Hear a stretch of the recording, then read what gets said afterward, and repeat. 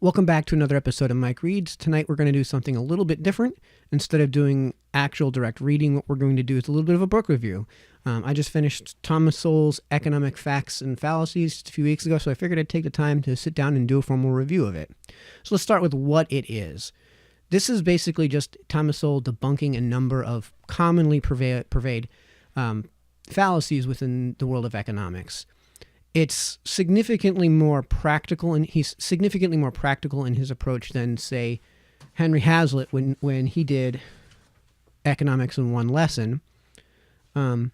He uses a lot of data. He uses a lot of practical examples of how things have actually manifested and how these fallacies actually do purvey and what happens when they are implemented in terms of policy.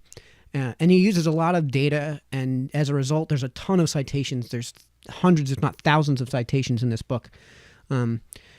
It does basically it basically is an extension of the broken window fallacy that Hazlitt does a really good job of explaining it. I believe it originated with Bastiat, but Hazlitt does a really good job of explaining it. Where Hazlitt is strictly academic, he takes an approach of taking hypothetical examples and applying the theory. Sowell actually takes that into actual practice with Economic Facts and Fallacies. And I really like that approach better than the hypothetical. I do like the hypothetical. I love here Adam Smith's The Wealth of Nations, which I have back here. I really love when you have a philosophical conversation, but I think in this respect, I do like Thomas Sowell's work better. One thing I do want to point out, too, that is just one last point of comparing and contrasting the two books. Sowell actually takes specific fallacies and applies specific lessons to those fallacies in debunking them. Whereas Hazlitt takes basically one fallacy and browbeats you with it.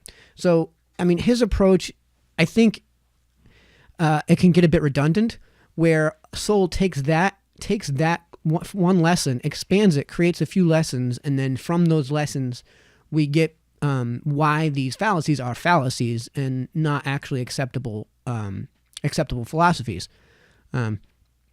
So in that manner, Hazlitt actually, I think it's a more boring read, but I would also add that this is probably not Sowell's Economic Facts and Fallacies, probably not the place I would necessarily start if you were trying to get into economics. I would actually say that Economics in One Lesson is probably the better place to start. However, the redundancy becomes, I think it's deliberate. I think it's because it's so pedantic, it almost comes across as deliberate.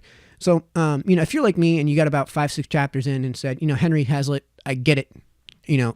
This is getting kind of boring. I get it. Sowell doesn't do that.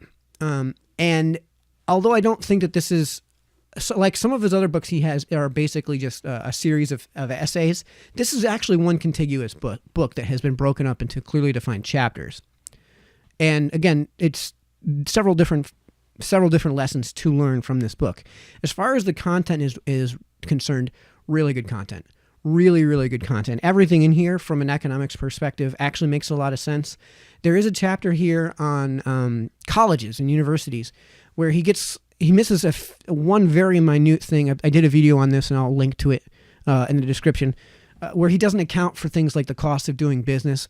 It reveals that Sowell doesn't really have as strong a background in finance as he does in economics. And it probably would reveal itself in other manners if you were to get into, say, cost of accounting or managerial accounting. It appears as though he does have a fundamental understanding of finance, which is often missed in today's society. However, I don't think that I don't know that he got into the more intermediate or higher levels of finance to get into things like how you would calculate or predict or the cost of doing business with a certain event. So if you have a credit card machine, the individual cost of that credit card machine is always going to be financially insolvent. It's always going to be, as an individual practice, something that's going to run in the red, but it may affect other aspects of your business in such a manner that the program, although it's itself a negative, allows your business to run at a greater level of net income. So as far as the content is concerned, it's great. As far as the read is concerned, this is one of the better reads. I really like the way Thomas Sowell writes. In terms of a strict application of the English language, his vocabulary is probably not all that common in terms of its parlance, but I would say that the way he writes, his grammar, his structure, the way he structures his sentences is something that really any literate adult should be able to understand.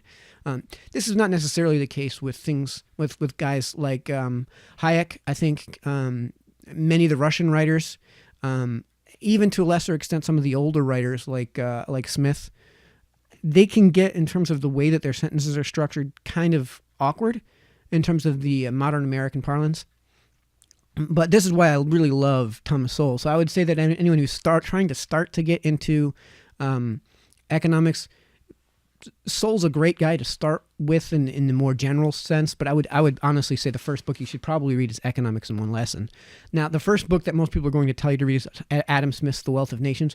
One thing I liked about The Wealth of Nations that Sowell's Economic Facts and Fallacies does is The Wealth of Nations is exhaustive. I don't know that Henry Hazlitt's Economics in One Lesson is something that I would consider exhaustive. I would consider it more redundant than exhaustive. The Wealth of Nations is 1,200 pages long. It's going to take a long time for me to get through.